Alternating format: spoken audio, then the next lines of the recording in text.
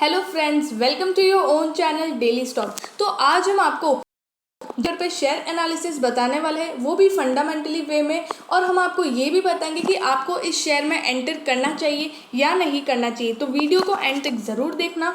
और आगे बढ़ने से पहले अगर आपने हमारे चैनल को सब्सक्राइब नहीं किया हो तो आप हमारे चैनल को सब्सक्राइब ज़रूर कर दीजिएगा, साथ ही में हिट द बेल आइकन। तो सबसे पहले कंपनी पे बात करते हैं कि कंपनी काम क्या करती है। तो genus paper and boards limited ये ऐसे प्रोडक्ट्स बनाती है जिसमें पेपर होता है, पेपर और साथ में माइल्ड स्टील इंगोट बनाती है जो बड़ी बड़ी इंडस्ट्रीज़ में यूज़ होता है। और जो ये पेपर बनाती है वो कौन सी जगह या किस किस इंडस्ट्री में यूज़ किया जाता है, वो पैकेजिंग इंडस्ट्री में यूज़ किया जाता है जहाँ पर वो corrugated box, liners, corrugated sets, मतलब कि जो वो जिसमें आटा या कुछ भी भरा जाता है, गेहूँ वगैरह ये सारी चीज़ें भरी जाती, तो जो सैक होती है उसको कॉरुगेटेड सैक, और साथ ही में कंपोजिट कंटेनर्स। तो ये सारी चीज़ें genus paper and boards limited, मतलब वो जो पेपर बनाती वो इस इंडस्ट्री में यूज़ किया जाता है। तो अब बात करते हैं इसके कंपनी डेटा की। तो इसका मार्केट कैप है 300.84 करोड़। ये एक स्मॉल कैप कंपनी है जिसका इंडस्ट्री का पी देखोगे तो 15.04 है और कंपनी का पी देखोगे तो 39। तो इंडस्ट्री के पी से बहुत ही ज़्यादा प्राइस पे मिल रही है। और साथ ही में बात ये है कि ये अभी इसका प्राइस इंक्रीज हुआ है, उस वजह से यहाँ पर कंपनी का पी भी इंक्रीज हुआ है। बुक प्राइस से अगर आप देखो तो 0.82 टाइम्स पे आपको मिल रही है, मतलब जो बुक की वैल्यू है उससे भी आपको कम प्राइस पे मिल रही है।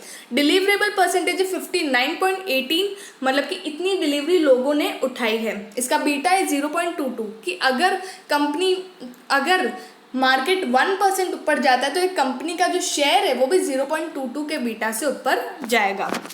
अब बात करते हैं फाइनेंशियल ट्रेंड की।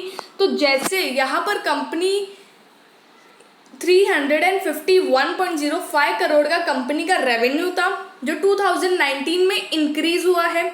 जब 2019 में इंक्रीज हुआ उसके बाद 2020 में यहाँ पर रेवेन्यू आधा हो गया 253 करोड़ का। उसके बाद थोड़ा सा फिर से इंक्रीज हुआ है 286 करोड़ का।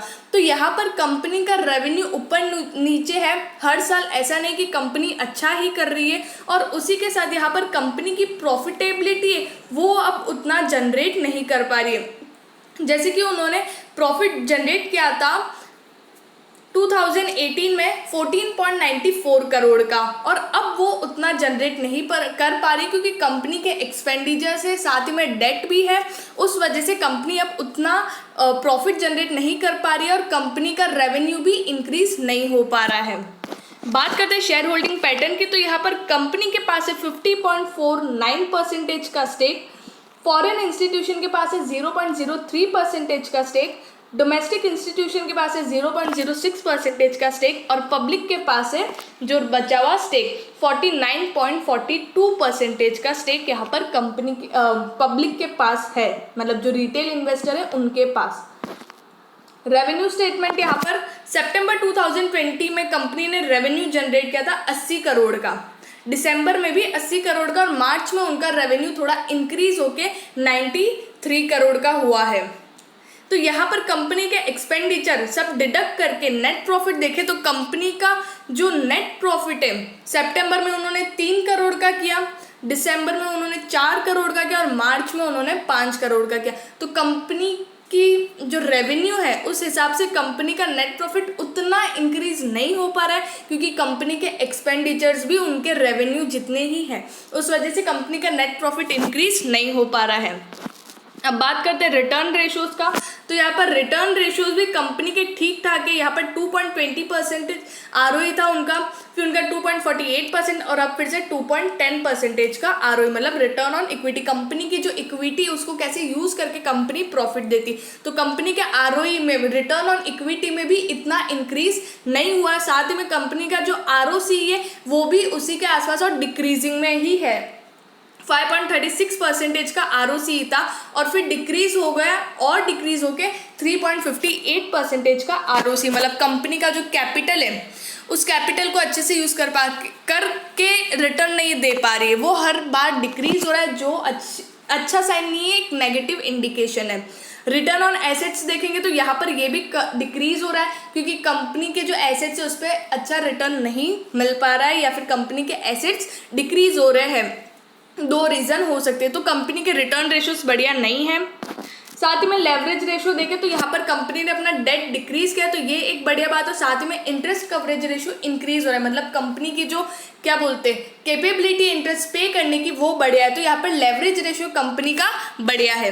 लेकिन अब बात करते हैं मेन चीज़ की, तो कंपनी का 5 ईयर हाई है 16.50 रुपीज़ का, और अभी कंपनी का जो शेयर है genus paper and boards limited वो 11.70 पे ट्रेड कर रहा है, और कल ये फ्राइडे के दिन ये 1.68% नीचे गिरा था, 0.20 रुपीज़ ये नीचे आया था। तो क्या अब इस शेयर में निवेश करना चाहिए? तो जैसे कि इस कंपनी में इतना ग्रोथ नहीं दिख रहा है या कंपनी इतना अच्छा नहीं कर रही, ये दोनों चीज़ आप बोल सकते हो, तो उस वजह से जो शेयर है ना उसमें भी इतना इंक्रीमेंट नहीं है। तो अगर आपको ऐसे पैनी शेयर में से अगर आपको कमाना है तो ये समय नहीं है इस शेयर में एंटर करने का, क्योंकि ये एक महीने में 18% का रिटर्न दे चुका है।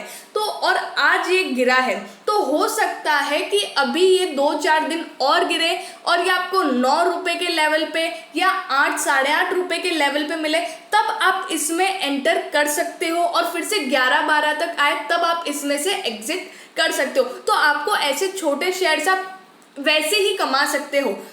ये उन लोगों के लिए जिनको पैनी शेयर में बहुत इंटरेस्ट हो और इसमें पैसा डालना हो, क्योंकि पैनी शेयर इस मतलब ऐसा है कि अगर आपने पैसा डाला तो हो सकता है वो डबल भी हो जाए और हो सकता है उसका ज़ीरो भी हो जाए। तो ये आपके ऊपर है कि अगर आपको 2000 रुपये का नुकसान चलेगा तो आप इसमें 2000 डालिए, 2 का 4 भी हो सकता है लेकिन 2 का 0 भी हो सकता है। ये चीज़ हमेशा ध्यान रखना।